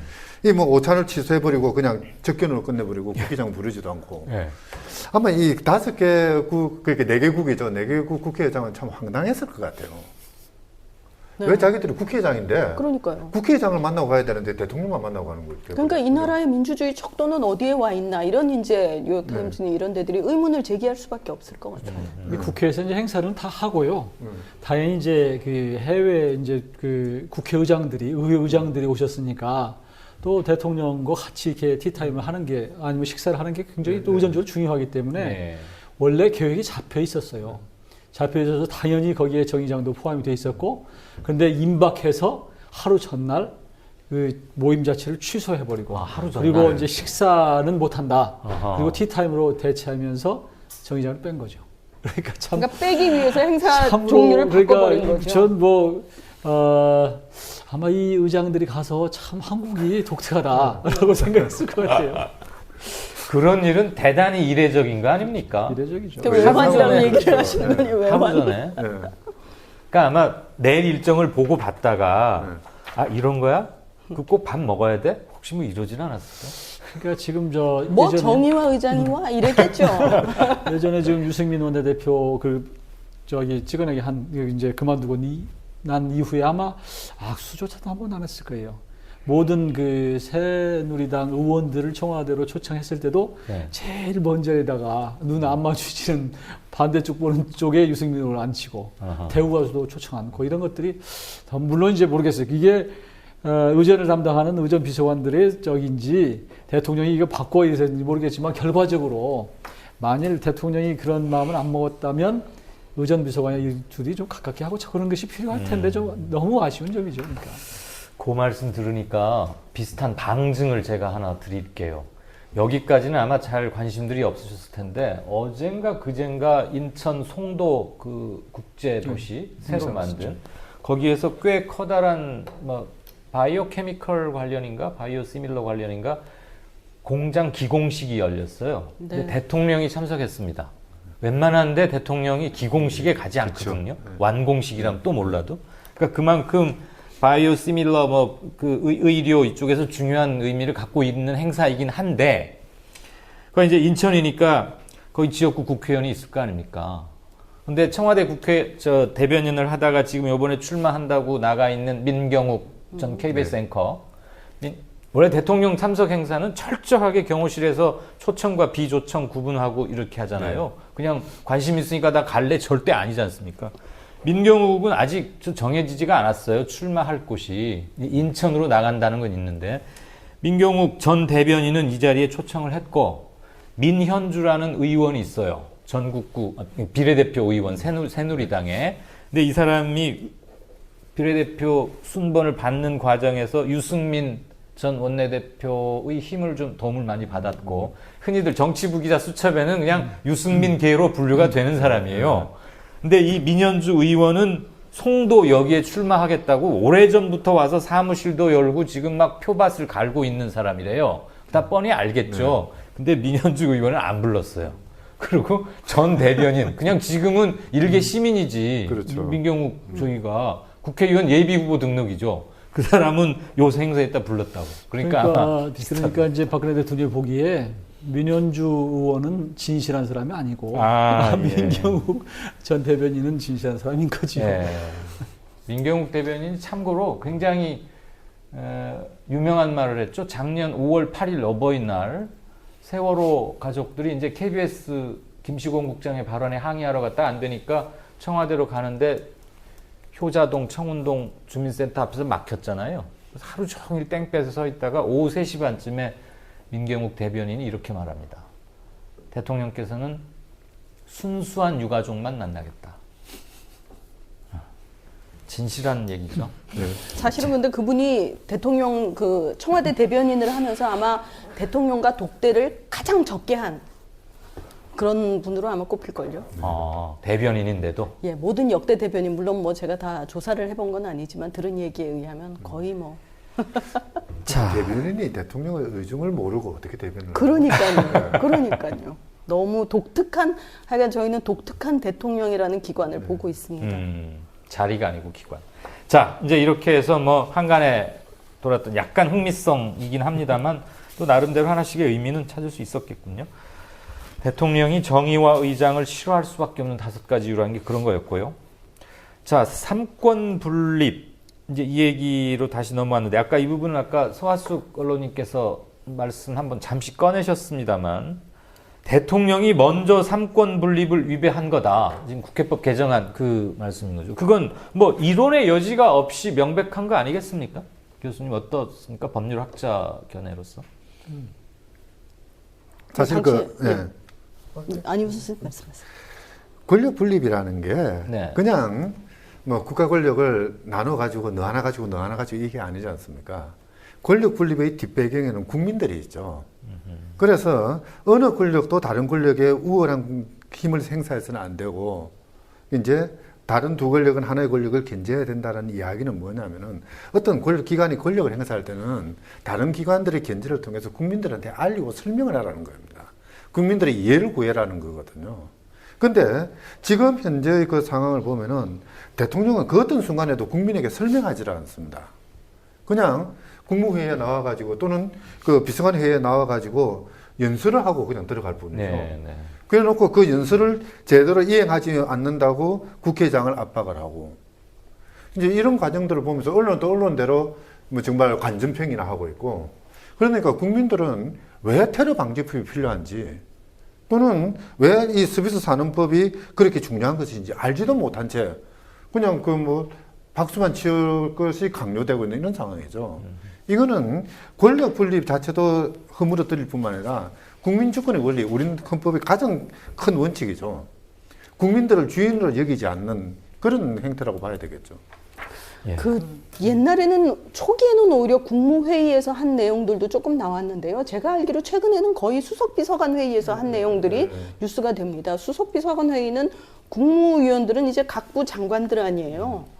수석비서관은 그야말로 청와대 직원들이에요, 직원들. 그렇죠. 그러니까 자기 직원들 놓고서 써온 얘기 이렇게 쫙 읽으면 그 다음에 이제 그 대변인이 기자들한테 브리핑을 합니다. 그러면 이제 딱 박 대통령은 이 뉴스가 이렇게 나오는 코스로 돼 있는 겁니다. 그러니까 굉장히 어이가 없죠. 그리고 그 내용의 골자는요, 실제로 전문을 읽어보면요, 굉장히 말도 안 되고 그냥 중간에 한마디가 끼어 있는데 그걸 굉장히 윤색을 해서 대통령이 이렇게 의미 있게 말했다. 이렇게 바꿔놓습니다. 저는 이해가 안 가는 게요. 네. 써온 이야기 그대로 읽으면 그거 복사해가지고 나눠주면 되잖아요. 근데 왜 다 받아 적어요, 그걸?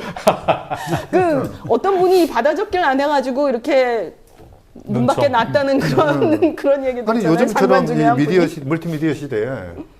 그러니까요. 파일로 주면 되죠. 그럼요. 그리고 더 재밌는 건 돈 들여서 국민 세금 가져다 다 노트북 좋은 네. 거 해놓고 여기다 적어. 그러니까요. 노트북 옆에 있고. 지난번에 이제 아까 국회법 개정안 관련해서 조금 전 논의가 있었는데 그 당시에 네네. 이제 보면 국회법 개정안이 이제 저 국회에서 행정부로 넘어와서 거부권 행사할 수 있어요. 그건 당연히. 예, 그건 뭐 그 자체로 삼권 분립이 안 됐다 저는 그렇게 보지 않고 다만 이제 문제는 이게 다시 이제 환부됐을 때 국회로 환부되지 네. 않았습니까? 그러면 이제 본회의에서 다시 통과시키면 되는 거예요. 예. 그렇잖아요. 그렇죠. 근데 문제는 그 과정에서 상당수의 의원들이 특히 이 새누리당 의원들의 비박 의원들도 당연히 국회법 개정 문제 없다. 유승민 원내대표가 얘기했던 것들에 대해서 다 동의를 함에도 불구하고 청와대 위세에 눌려서 예. 통과를 안 시키는 거 아니에요. 다시 그랬죠. 폐기시킨 거 아닙니까? 예. 나중에 퇴장해버리고 이 자체가 사실은 삼권 분립이 어떻게 보면 내용적으로 훼손이 됐다라고 생각하지 절차적으로 얼마나 할 수 있죠. 그렇죠. 그러니까 이 기세에 눌려갖고 못한 그러니까 제대로 작동을 않는 이 권력 구조.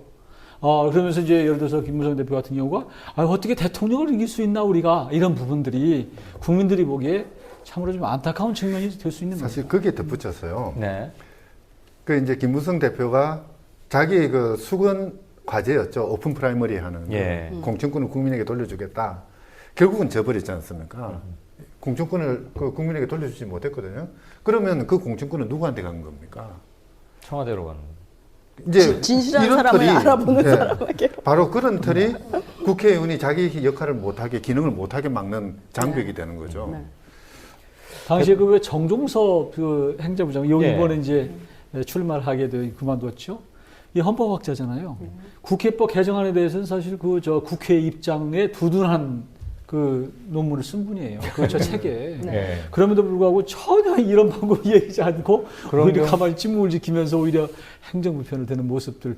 국회의장이 행정부장 정종섭 장관한테 전화한 거 아닙니까? 이거 문제가 없냐?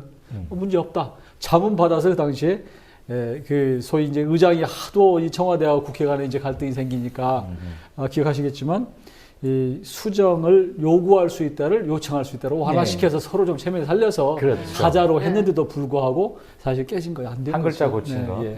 대통령의 거부권 행사가 삼권 분립 위반이라는 게 아니고 네. 대통령이 거부권을 행사하면서 들었던 논리가 삼권 분립을 유린했다. 그런 비판을 받았던 거 아닙니까? 그렇죠. 그런 부분도 네, 있죠. 네, 그 지점을 그리고 그 당시에 이제 의장이 그렇게 얘기했죠. 어떻게 수습하기 위해서 어떻게든지 하여튼 그 만들어 보자. 그래서 이제 바꾼 거 아니에요. 근데 네. 나오기도 전에 뭐라고 그랬습니까? 글자 한 글자 바꾸고 되느냐라고 오기도 전에 얘기한 이 폄하시키는 것들이 매우 네. 감정적으로 접근이 돼서 그 당시 그렇죠. 사실 그 요구를 요청으로 바꾸는 게 단순한 이게 자구 정리 수준을 넘어서는 거거든요. 아, 그게 법률적으로 그렇죠. 또 의미를 요구보다 갖습니다. 요청은 굉장히 의미가 상당히 느슨한 바뀌죠. 어떤 구분 지금 한번 요구는 해볼까요? 네. 상대방에 대해서 적어도 어떤 그 의무감을 불러일으키는데 요청이라고 하면은 그게 아니죠. 그냥 정중하게 정치적인 부탁하는 의미. 예, 그렇죠. 예. 요구는 실행을 네. 강제하는 그렇죠. 단어죠. 네. 근데 이제 제가 보니까요. 이 국어 사전에 보면 요구나 요청이나 거의 차이가 없어요. 사전적 의미로. 사전적으로 보면 그래서 법률적으로는 예. 그러면 왜 국회에서 왜 그렇게 만들었습니까? 그랬더니 국회 법내 테두리에서 요구는 조금 달리 있어요. 네. 그러니까 국회법이라고 하는 어떤 체제 내에서는 요구를 하면 반드시 결과를 가져와야 되는 강제성을 갖고 있고 요청은 요청할 뿐이지 꼭 의무적으로 가져올 필요가 없는 이렇게 협의와 합의의 차이로 예. 우리가 인식해도 뭐 그러니까 크게 차이 안 국회법 나겠죠. 내에서는 네. 상당히 큰 의미가 차이가 있는 이런 네. 부분이거든요. 그러니까 그 부분까지도 사실 설명을 했는데도 불구하고 글자 한자 바꿔놓고 무슨 의미냐 이렇게 사실 묻는 게 사실 거예요. 그런 미묘한 차이 가지고 저희 같이 법하는 사람들이 먹고 사는 거거든요.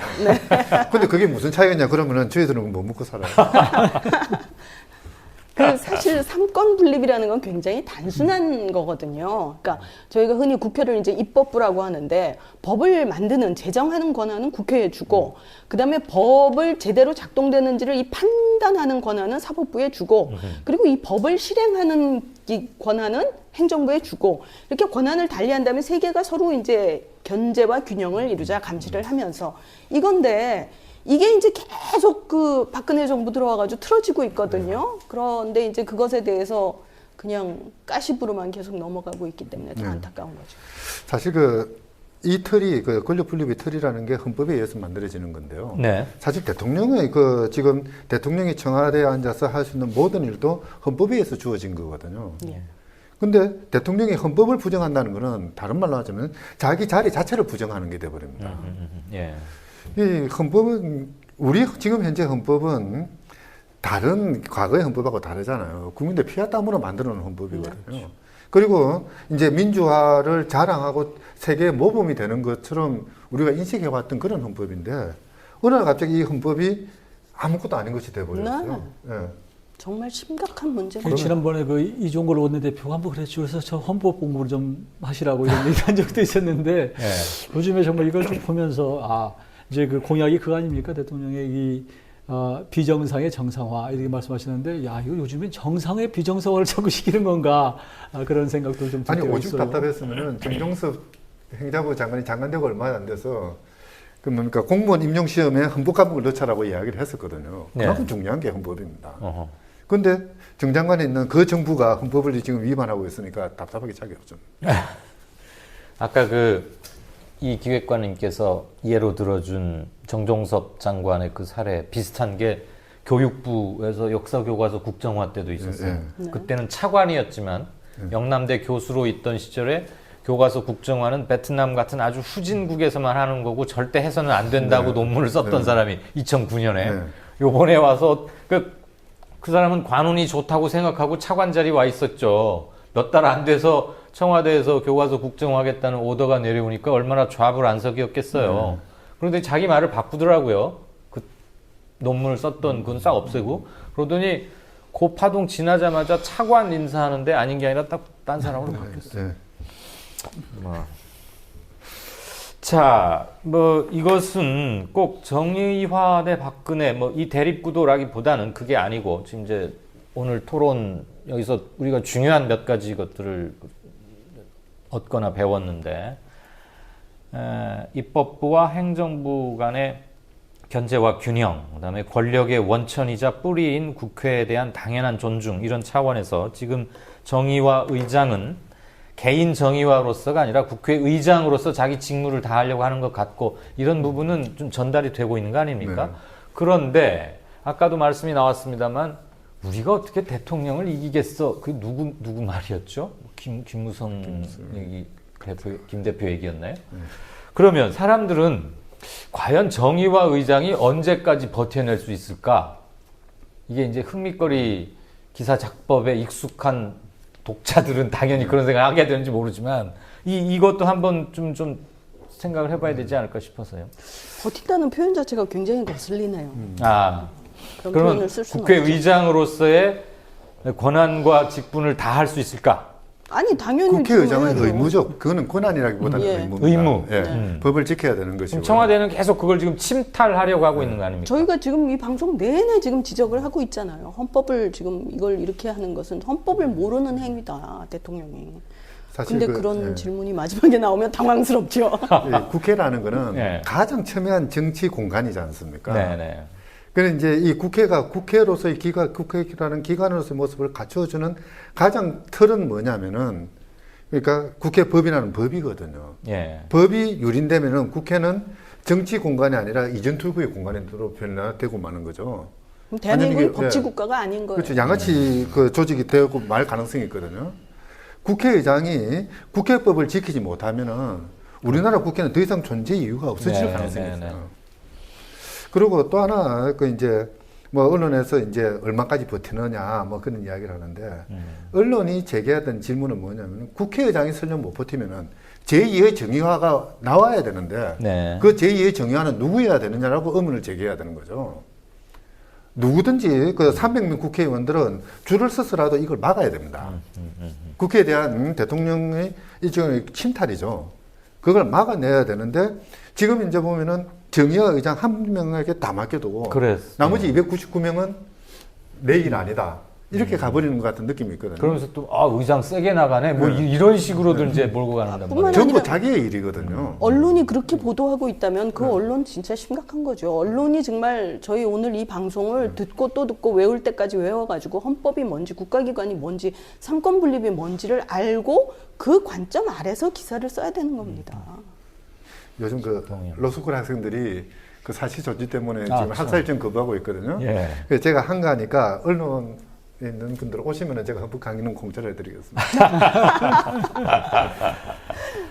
아마 이제 임시국회가 내년 1월 8일까지 회기고, 예. 그리고 이제 연말연시 하여튼 그 내년 가면 이제 그 선거 획정이 안 되면 아까 그 초헌법적인 헌법 위헌 상태가 그렇죠. 되기 때문에 아마 국회의장은 그런 상태는 막고 싶어 하는 것 같아요. 예. 그건 아직 자기 소신에 의해서 직권상정하고 싶어 하는 상황인데 여당은 이 직권상정할 때 끼워 팔자 이 마음이 굉장히 강해서 예. 그거 할 때 좀 하나 좀 껴주지 이런 지금 분위기 같은데요. 예.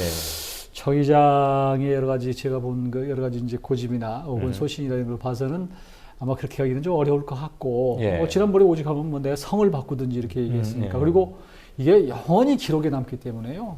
본인은 정말 명예를 그리고 제가 보기에는 그런 일은 없을 거라고 생각이 되고 야당도 지금 하도 뭐 탈당 사태나 이런 것 때문에 정신이 없는데 야당도 조금 저기 하면 모르겠어요. 야당의 일부에서는 이 선거 획정도 그냥 우리는 뭐 넘기겠다. 우리 뭐 발등에 불 떨어진 거 지금 급한데 때로는 아예 내년 총선 좀 늦추겠다 이런 얘기도 한편으로 좀 나오거든요. 그래서 판을 완전히 흐트리게 틀겠다 이런 얘기도 나오고 있는데 그런 얘기까지 오가고 그런 있습니까? 얘기도 뭐 일부에서? 밑에서 이제 개별적이지만 얘기가 나오는 그러니까 아주 심각한 네. 사태이기 때문에 왜냐하면 뭐 자기 상황이 지금 뭐 그러니까요. 그러나 그런 걸 빨리 좀 수습을 좀 하고 또 저기 국회의원 기관으로서는 좀 해서 이거 다 통과된다고 해서 갑자기 일자리가 뭐 내년부터 확 생깁니까? 사실 그렇지만 뭐 늘 번번이 그렇기는 한데 그러나 네. 국민들이 보기에 또 그렇고 또 이런 측면을 생각해보면 하여튼 여야가 좀 만나서 하는 모습을 좀 보이는 필요는 있는 것 같아요. 1월 8일까지로 잡혀 있으면 참 그 국회법의 회기를 규정하는 그 좀 디테일한 걸 여쭤보고 싶은데요. 지금 헌재에서는 선거법 국회의원 선거구 획정 문제의 경우에 2015년 12월 31일까지는 바꾸라고 했지 않습니까? 근데 지금 임시국회 잡혀진 회기는 2016년 1월 8일까지로 돼 있죠. 그러면 1월 8일까지 선거구 획정을 합의를 해서 또는 뭐 직권상정이든 뭐든 국회를 통과시키면 그건 헌재의 명령을 이행한 게 되는 겁니까? 시기를 넘긴 게 되는 넘긴 겁니까? 거죠. 우리 저 학자 넘긴 거예요? 우리 저 교수님 계시지만 올해까지 하라고 했으면 올해 그 전에 그게 바로 되도록 만들어줘야 되는데 저는 잡아놓은 임시국회 회기는 그건 그 뭐 전에 잡아놨기 별개의 때문에 문제죠. 전혀 별개로 별개의 치릅니까? 문제입니다. 그러면은 이건 꼭 해결이 돼야 네, 돼요. 올해 네. 12월 30일 넘어가면 지금 예비후보 등록했던 분 다 사무실 문 닫아야 되고 자동으로 취소되는 거고. 간판 떼야 되고 다 그 이제 기타금도 뭐 300만 원씩가 내놨거든요. 예. 그거 다 되돌려줘야 되고 회계도 새로 해야 되기 때문에 네. 선거에서 봐서는 아주 피곤한 일이죠. 딴 것보다 지금 지금 이제 재직하고 있는 국회의원들이 전력 기반이 선거지 않습니까? 예. 이 선거 자체가 12월 31일부로 무효가 돼버리는 거죠. 예. 그러다 보니까 1월 1일부터 이제 뭐 선거법을 만들 때까지는 사실 국회의원들의 그 존립 기반 자체가 허물어져 있는 거죠. 그럼 지금 의원들은 그때 의원 자격이나 지위는 어떻게 돼요? 그 이제 헌법재판소는 그렇게 12월 31일까지는 적어도 헌법적으로 정당한 의원이라고 인정을 해준 거죠. 그 이후로는? 그 이후로는 아니라는 거죠. 아. 지역구가 어떻게 뭐 달리 방법이 없어서 지역구 자체가 없는 없어지죠. 국회의원이죠. 그렇죠. 한번 이렇게 말 그대로 초유의 사태라. 예. 그 이게 이제 어떻게 되는 사실 거지? 뭐 좀 전문용어로 이야기하자면 일종의 헌법 사고가 발생하는 거죠. 예. 아주 심각한 부분입니다. 그러니까 이제 정 의장은 이 법안은 어떻게든 직권상정을 해야 되는 거죠. 이런 거는 헌재가 명령한 거니까 헌법 틀과 헌법을 수호하기 위해서라도 해야 되는 거니까 직권상정 조항에 해당되는 거고 네. 자기는 그 이외의 것은 못 하겠다. 그다음에 역사가 당연히 박 정권 5년보다는 기니까. 일단. 자, 그러면은 정유화 의장이 뭐 버틴다 안 버틴다 이런 관점 자체가 정말 흥미 예. 유발하는 굉장히 저급한 그리고 문제의 본질을 호도하는 듯한 관점인 거고요. 국회는 지금 제 일을 하고 있는 것이다. 이것을 침탈하려고 하는 행정부와 청와대의 무도함 또는 고집 뭐 이런 거 그것을 규탄 아주 그냥 심플하게 정리가 되는 것 같습니다.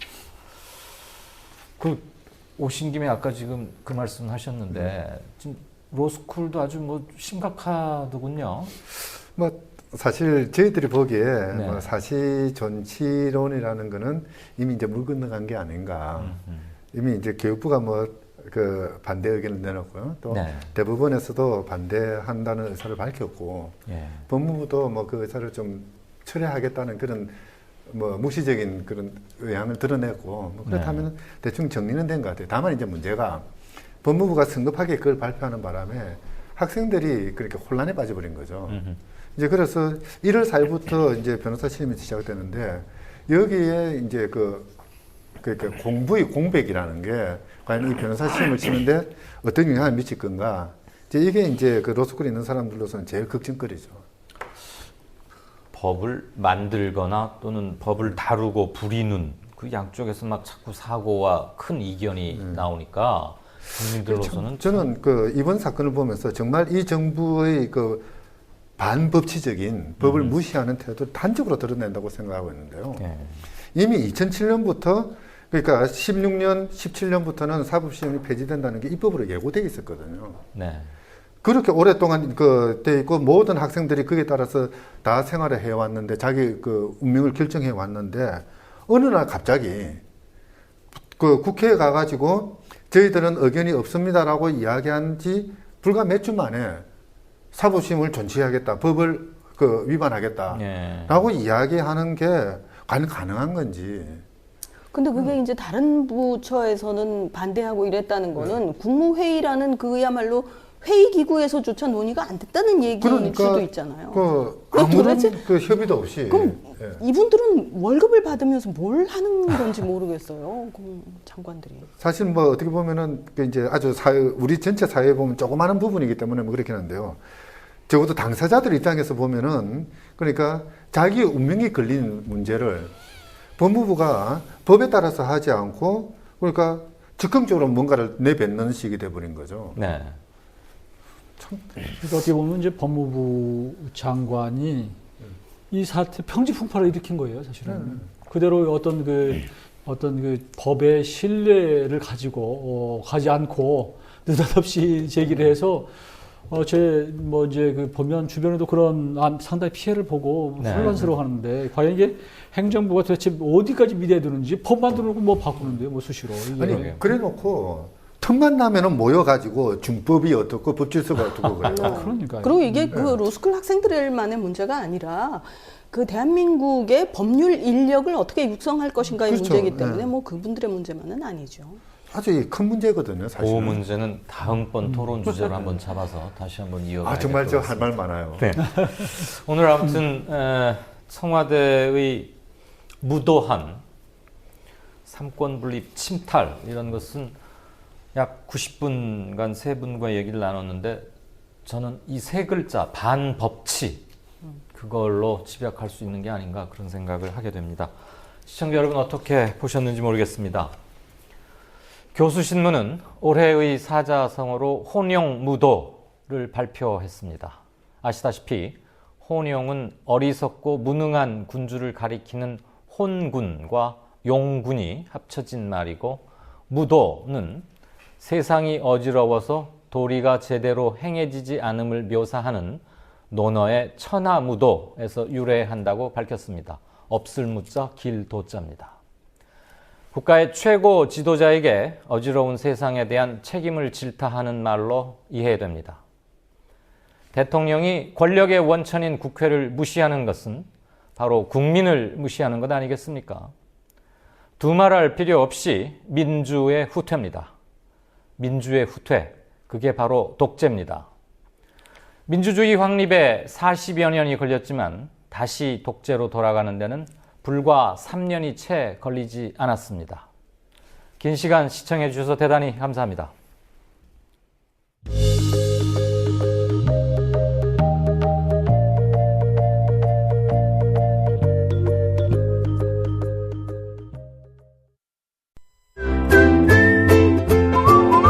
국민라디오 팟캐스트 응원하는 가장 쉬운 방법 아시나요? 다운로드하기, 별점 주기, 댓글 달기, 구독하기. 국민라디오 팟캐스트 널리 알리는 가장 쉬운 방법. 다운로드하기, 별점 주기, 댓글 달기, 구독하기. 기억하세요. 다운로드하기, 별점 주기, 댓글 달기, 구독하기.